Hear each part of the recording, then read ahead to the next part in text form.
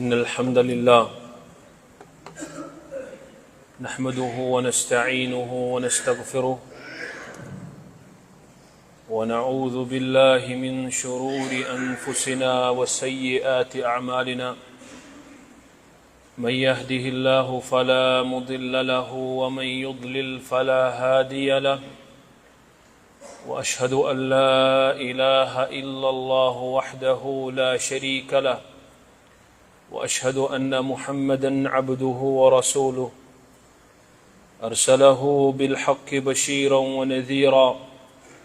بين يدي الساعة من يطع الله ورسوله فقد رشد واهتدى ومن يعص الله ورسوله فقد ضل وغوى يا أيها الذين آمنوا اتقوا الله حق تقاته ولا تموتن إلا وأنتم مسلمون يا أيها الناس اتقوا ربكم الذي خلقكم من نفس واحدة وخلق منها زوجها وبث منهما رجالا كثيرا ونساء واتقوا الله الذي تساءلون به والأرحام إن الله كان عليكم رقيبا يا أيها الذين آمنوا اتقوا الله وقولوا قولا سديدا يصلح لكم أعمالكم ويغفر لكم ذنوبكم ومن يطع الله ورسوله فقد فاز فوزا عظيما أما بعد يقول الله تبارك وتعالى في محكم تنزيله بعد أستعيذ بالله السميع العليم من الشيطان الرجيم بسم الله الرحمن الرحيم ولله على الناس حج البيت من استطاع إليه سبيلا وقال جل في علاه وإذ جعلنا البيت مثابة للناس وأمنا واتخذوا من مقام إبراهيم مصلى اللهم صل وسلم وبارك وأنعم على عبدك ورسولك محمد وعلى آله وصحبه أجمعين أما بعد شروع میں تمام تر تعریفات حمد و ثنا اللہ وحدہ لا شریک کے لیے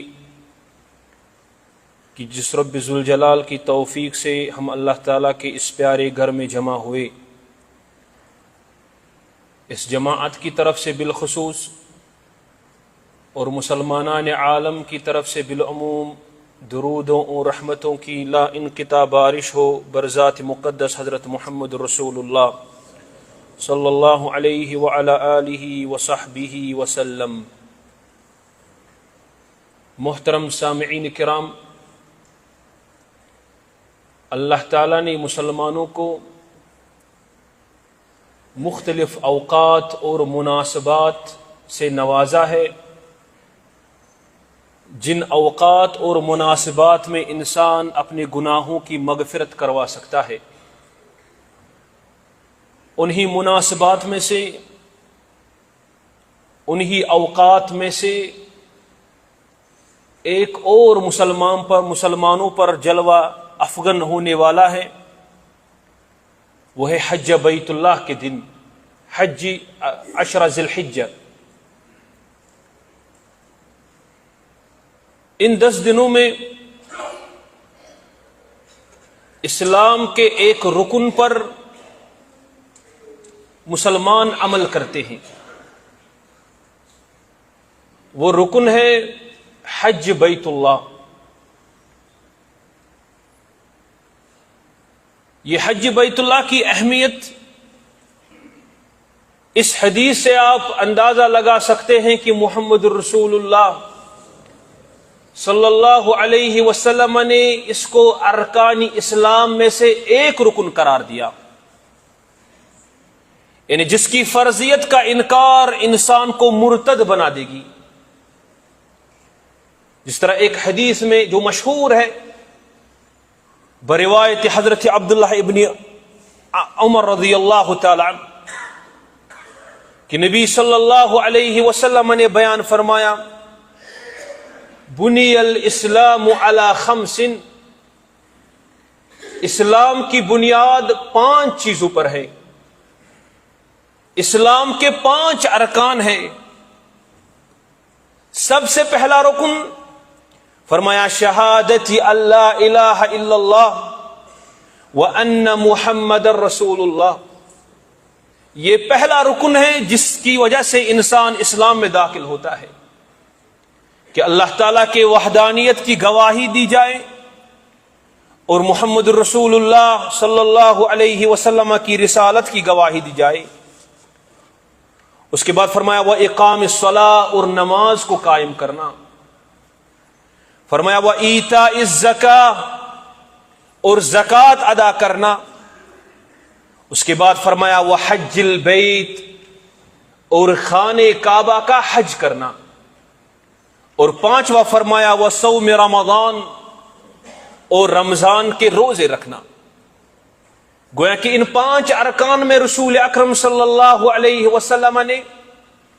حج بیت اللہ کو اسلام کا ایک رکن قرار دیا۔ حج اگر لغت کے اعتبار سے دیکھیں، زبان کے اعتبار سے دیکھیں، تو اس کا مطلب ہوتا ہے کسی چیز کی طرف ارادہ کرنا، قصد کرنا۔ لیکن شرعی اصطلاح میں حج کا معنی ہوتا ہے کسی خاص جگہ پر، کسی خاص وقت میں کوئی خاص اعمال کو انجام دینا حج بیت اللہ کہلاتا ہے۔ یعنی انسان صرف 10 ذی الحجہ میں حج کر سکتا ہے، صرف مکہ میں حج کر سکتا ہے، اور وہی اعمال جو نبی کریم صلی اللہ علیہ وسلم نے سکھائے وہ کر سکتا ہے۔ اس کو اسلامی شریعت میں حج کہا جاتا ہے، اور یہ اسلام کے ارکان میں سے ایک رکن ہے۔ تو اس کی اہمیت ہی ہے کہ اگر کوئی انسان اس کا انکاری ہوگا تو وہ اسلام سے باہر ہو جاتا ہے۔ حج بیت اللہ دراصل اگر اس کی تاریخ کو دیکھنا ہوگا تو آپ نے حضرت ابراہیم علیہ السلام کے جذبہ ایثار کو یاد کرنا ہوگا، کیونکہ حج انہی کاموں سے عبارت ہے، انہی اعمال سے عبارت ہے جو اعمال حضرت ابراہیم علیہ السلام نے انجام دیے، جو اعمال حضرت ہاجرہ علیہ السلام نے انجام دیے۔ آپ کو اس کی تاریخ پر تھوڑی سی نظر دوڑانی پڑے گی۔ جن کو اللہ تعالیٰ نے توفیق دی حج کیا، اور جو اس سال حج کو جا رہے ہیں، اور جن کو اللہ تعالیٰ آئندہ میسر کرے گا، حج کرنے سے پہلے ضرور بضرور اس کی تاریخ پر نظر ڈالی جائے، تاکہ انہی جذبات کے ساتھ، انہی احساسات کے ساتھ انسان حج کرنے چلے، تاکہ وہ اللہ تعالیٰ کی قدرات کو دیکھے، اللہ تعالیٰ کی مہربانی اور اس کی رحمتوں کو دیکھے، جس کی وجہ سے اس کا ایمان بڑھ جائے گا، اور وہ ضرور بضرور مغفور اور مرحوم ہو کے وہاں سے لوٹے گا۔ حضرت ابراہیم علیہ السلام ان کے جذبہ آثار ایثار کو دیکھے، جب انہوں نے خانہ کعبہ تعمیر کیا، جب انہوں نے حضرت اسماعیل علیہ السلام کے ساتھ خانہ کعبہ کو تعمیر کیا، تو اللہ تعالیٰ نے حکم دیا وَأَذِّن فِي النَّاسِ بِالْحَجِّ يَأْتُوكَ رِجَالًا وَعَلَى كُلِّ ضَامِرٍ يَأْتِينَ مِنْ كُلِّ فَجٍّ عَمِيقٍ۔ اے ابراہیم، خانہ کعبہ تو اب تعمیر ہو گیا، اب لوگوں میں ندا دے دو، اب لوگوں میں اس خانہ کعبہ کی طرف قصد کرنے کے لیے ندا دے دو، اور یاد رکھنا اس خانہ کعبہ کی زیارت کے لیے، حج کرنے کے لیے لوگ دور دراز علاقوں سے آئیں گے، ایسے ایسے اونٹوں پر آئیں گے جو سفر کی وجہ سے لاغر ہوں گے لیکن آئیں گے۔ تو بتقاضے بشریت، جس طرح امام قرطبی رحمہ اللہ نے اس کو تفسیر میں بیان فرمایا، جس تفسیر کا نام الجامع لاحکام القرآن ہے، فرمایا ابراہیم علیہ السلام نے اس سوال کے ضمن میں اللہ تعالی سے عرض کی، اے اللہ، یہ تو بیابان ہے، یہاں پر نہ کوئی رہتا ہے، نہ کوئی پرندہ نہ چرندہ ہے، میں ندا تو دوں تو وہ کہاں تک پہنچے گی؟ تو اللہ تعالیٰ نے حضرت ابراہیم علیہ السلام کو وحی کی، فرمایا اے ابراہیم ندا دینا تیرا کام ہے اور اس کو لوگوں تک پہنچانا میرا کام ہے۔ تو امام قرطبی رحمہ اللہ نے اپنی تفسیر میں بیان فرمایا، تو جو ہی ابراہیم علیہ السلام نے اس ندا کو دیا، وَأَذِّنْ فِي النَّاسِ بِالْحَجِّ يَأْتُوكَ رِجَالًا وَعَلَى كُلِّ ضَامِرٍ يَأْتِينَ مِنْ كُلِّ فَجٍّ عَمِيقٍ، اس کے ضمن میں جب لوگوں کو بلایا، اس اندازے سے بلایا، اے لوگوں اللہ تعالیٰ نے تم پر حج فرض قرار دیا، جس کے بدلے اللہ تعالیٰ تمہیں جنت عطا کرے گا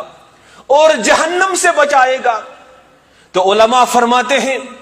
کہ یہ ندا اللہ تعالیٰ نے اقطار ارض تک پہنچا دی، حتیٰ کہ جو ابھی اپنے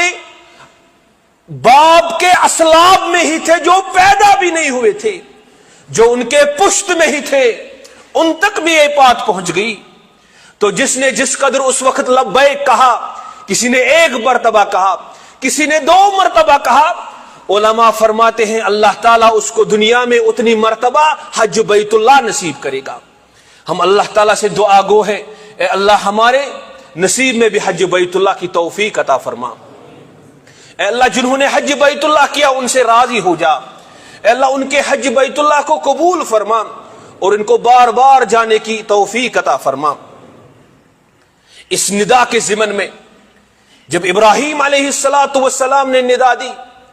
تو لوگوں نے اس کا جواب دیا، لبیک اللہم لبیک، لبیک لا شریک لک لبیک، ان الحمد والنعمت لک والملک لا شریک لک۔ جب لوگوں نے اس ندا کا جواب دیا تو انہوں نے کلمہ توحید کی اس بانگ کو بڑا ہی اونچے انداز سے بیان فرمایا، اللہ تعالیٰ کی وحدانیت کا اقرار کیا۔ تو سب سے پہلا درس جو حج بیت اللہ میں ہے وہ ایک انسان کو چاہیے کہ وہ اللہ تعالیٰ کی وحدانیت کو جانے۔ اسی لیے رب کائنات نے فرمایا وَلِلَّهِ عَلَى النَّاسِ حِجُّ الْبَيْتِ، لوگوں پر تو حج بیت اللہ فرض ہے، لیکن کس کے لیے؟ صرف اور صرف اللہ تعالیٰ کے لیے، اللہ تعالیٰ کی خوشنودی کے لیے، اس کے اخلاص کے لیے۔ اور یہ حج بیت اللہ ایسا رکن ہے جو لوگوں کو تخفیف دی گئی، فرمایا من استطاع الیہ سبیلا، جس کو حج بیت اللہ جانے کی طاقت ہو، مادی طور پر وہ طاقتور ہو، بدنی طور پر وہ طاقتور ہو، تبھی اس پر حج بیت اللہ فرض ہے۔ اللہ تعالیٰ کے پیارے رسول صلی اللہ علیہ وسلم انہوں نے حج کو اسلام کے ارکان میں سے قرار دیا، ایک بہت بڑا رکن جس میں رنگ اور نسل کی کوئی بھی تمیز نہیں رہتی، سب لوگ ایک ہی کپڑے میں، ایک ہی بقعہ ارض پر یہ ندا دیتے ہیں لبیک لا شریک لک لبیک۔ تو انسان کی، مسلمانوں کی وحدت صف کو بتا رہا ہے، وحدت کلمہ کو بتا رہا ہے۔ انسان ایک ہی ہے، ایک ہی ماں باپ سے جنا ہے، کوئی کسی نہ رنگ کی کوئی تمیز، نہ خاندان کی کوئی تمیز، نہ وہاں پر کوئی بادشاہ ہے، نہ کوئی محکوم ہے، نہ حاکم ہے نہ محکوم ہے، سب لوگ ایک ہی صف میں کھڑے ہو رہے ہیں، ایک ہی رنگ کے کپڑے کے ساتھ۔ تو حج بیت اللہ کا پیغام ہی ہے کہ اللہ تعالیٰ کی وحدانیت کو پہچانا جائے اور مسلمان آپس میں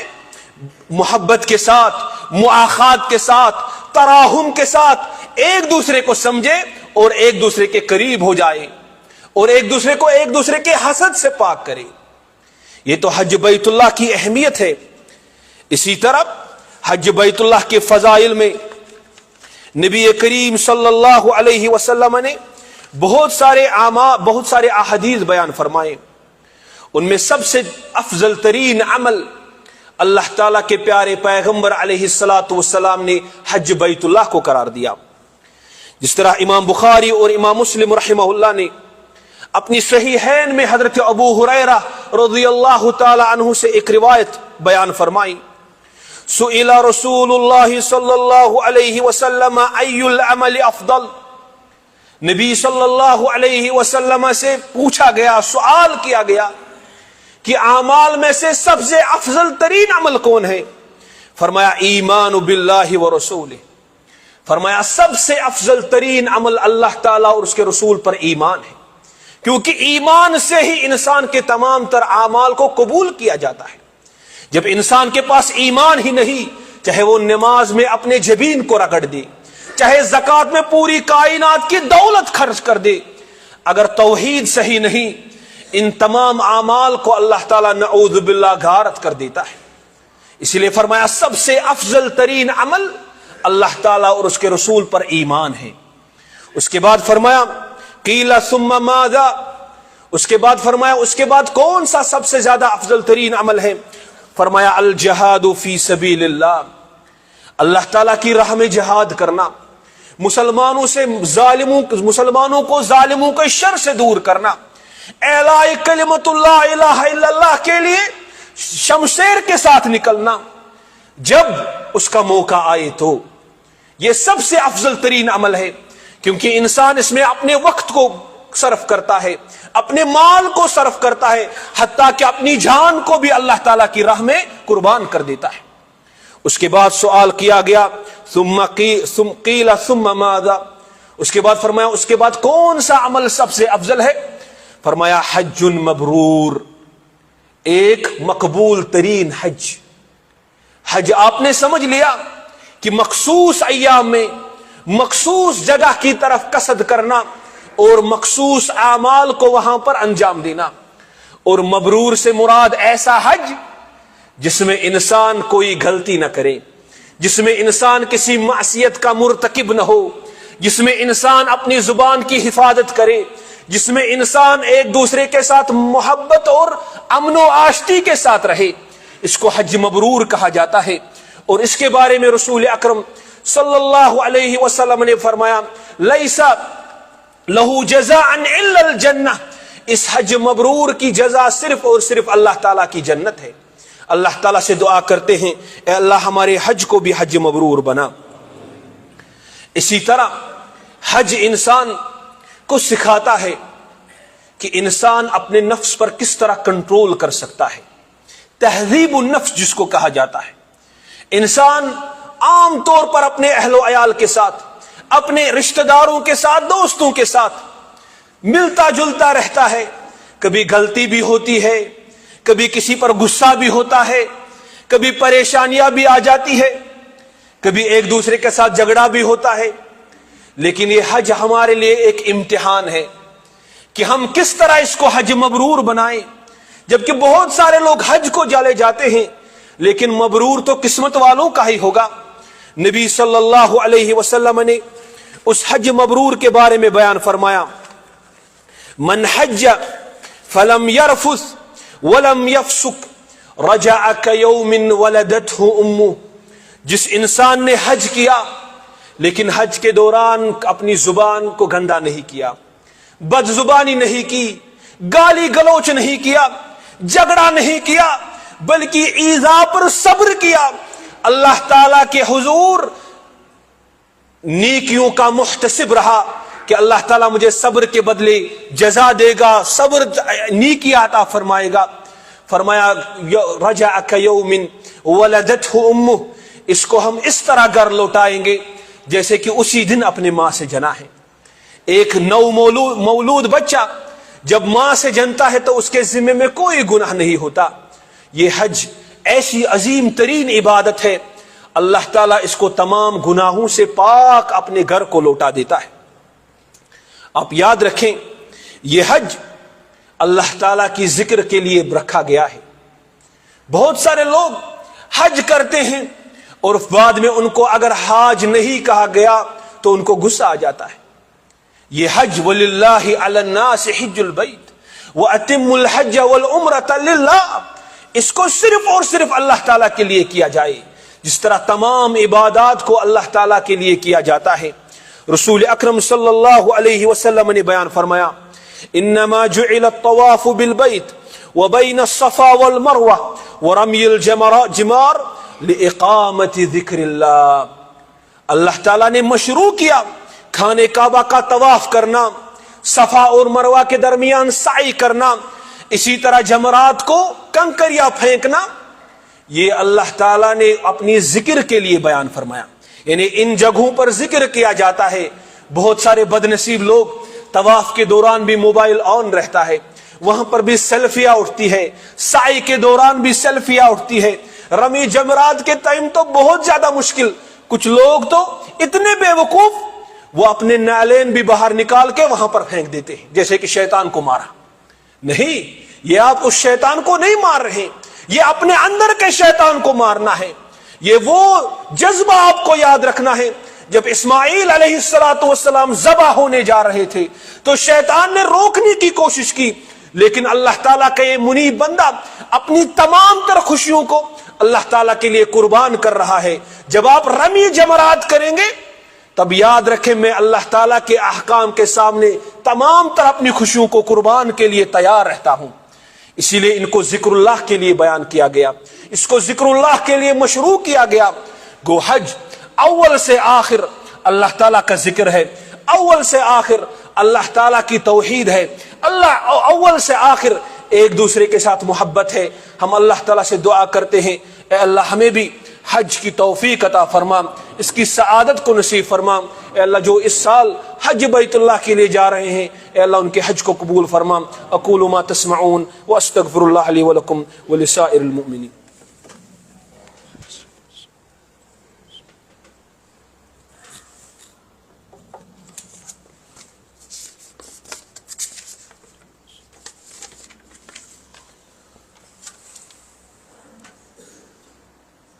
اللهم إن الحمد لله نحمده ونستعينه ونستغفره ونعوذ بالله من شرور أنفسنا وسيئات أعمالنا من يهده الله فلا مضل له ومن يضلل فلا هادي له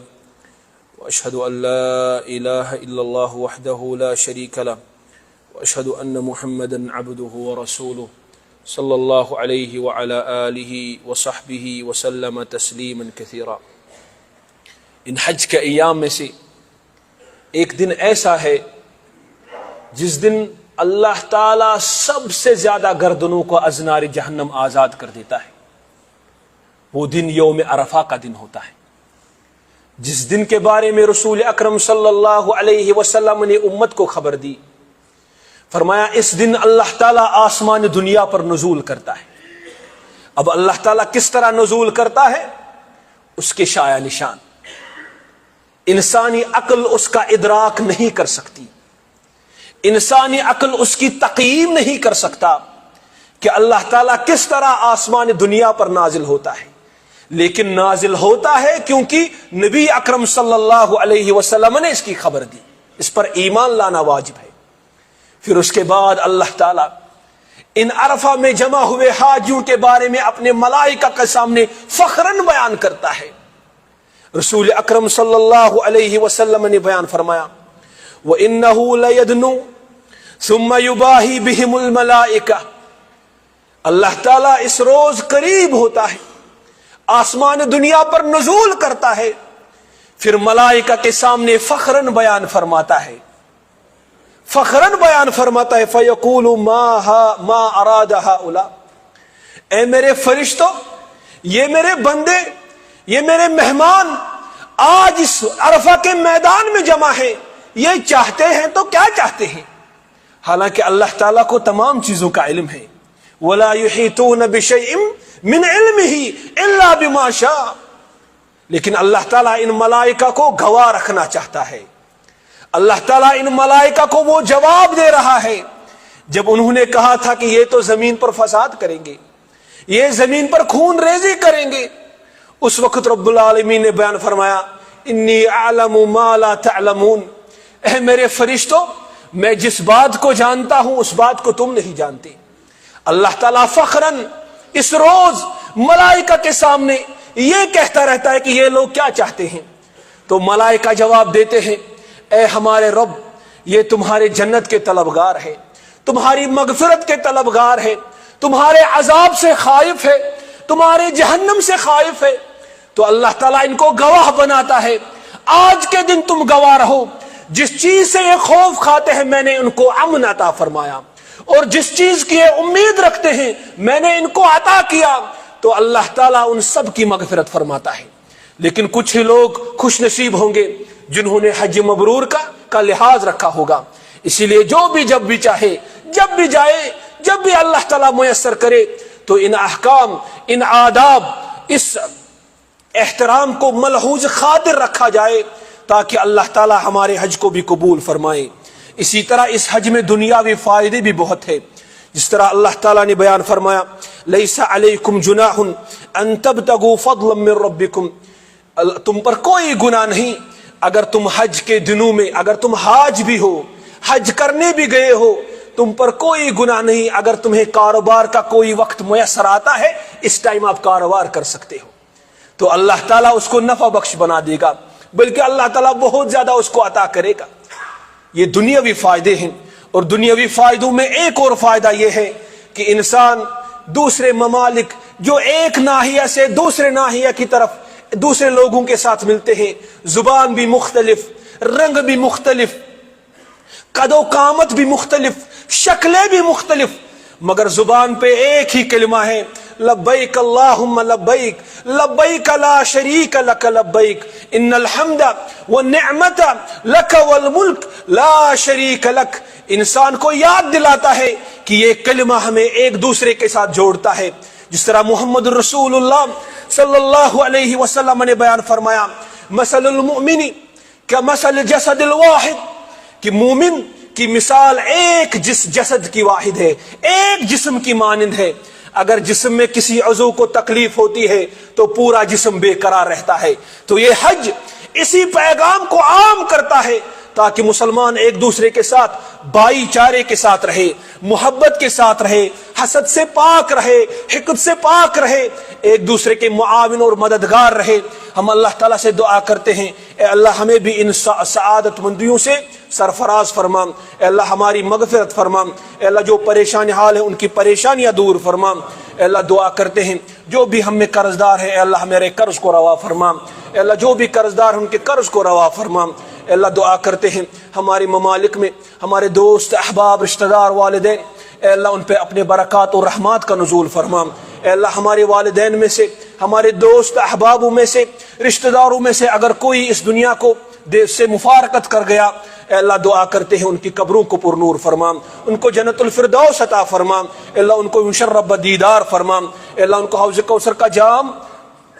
جام پینے کی توفیق عطا فرما، اے اللہ دعا کرتے ہیں ان کو جنت الفردوس عطا فرما۔ اللہ جن کے والدین زندہ ہے، اے اللہ جن کے رشتہ دار زندہ ہے، دوست احباب میں سے، اے اللہ ان کو صحت والی، عافیت والی، ایمان والی زندگی عطا فرما، ان پر اپنے برکات اور رحمات کا نزول فرما، اے اللہ ہم پر بھی اپنے برکات اور رحمات کا نزول فرما، اے اللہ جو بے اولاد ہے ان کو اولاد نرین عطا فرما، اولاد صالحہ عطا فرما، اے اللہ جو صاحب اولاد ہے ان کے اولاد کی حفاظت فرما، ان کے خون کی حفاظت فرما، ان کے مال و جان کی حفاظت فرما، ان کی دولت کی حفاظت فرما، اے اللہ دعا کرتے ہیں ہمارے کاروبار میں برکت عطا فرما، ہماری عمروں میں برکت عطا فرما، ہمارے صحت میں برکت عطا فرما، ہمارے پڑھنے لکھنے میں برکت عطا فرما، اے اللہ دعا کرتے ہیں جو کچھ کہا، جو کچھ سنا، جو کچھ لمحات گزارے، اے اللہ ہماری نیکیاں بنا کر ہمارے میزان حسنات میں شامل فرما اور ہمارے لیے نجات کا ذریعہ بنا۔ عباد اللہ ان اللہ یأمرکم بالعدل والإحسان وإیتاء ذی القربى وینہی عن الفحشاء والمنکر والبغی یعظکم لعلکم تذکرون اذکروا اللہ یذکرکم واشکروه على نعمه یزدکم انه تعالی جواد کریم ملک بر رب الرؤوف الرحیم۔ والسلام علیکم ورحمۃ اللہ وبرکاتہ واقیموا الصلاۃ۔ السلام علیکم ورحمۃ اللہ وبرکاتہ۔ ناظرین اکرام، اسلامک ٹی وی اس چینل کو ابھی تک جنہوں نے سبسکرائب نہیں کیا ہے برائے مہربانی اس چینل کو سبسکرائب ضرور کریں، اور ہر دن کی اپڈیٹ کے لیے اس کے ساتھ ہی ایک بیل، ایک گھنٹی کا نشان آئے گا، اسے آپ ضرور پریس کریں اور اسے دبا کر آپ ہمارے ساتھ تعاون فرمائیں۔ جزاک اللہ خیر۔ السلام علیکم ورحمۃ اللہ وبرکاتہ۔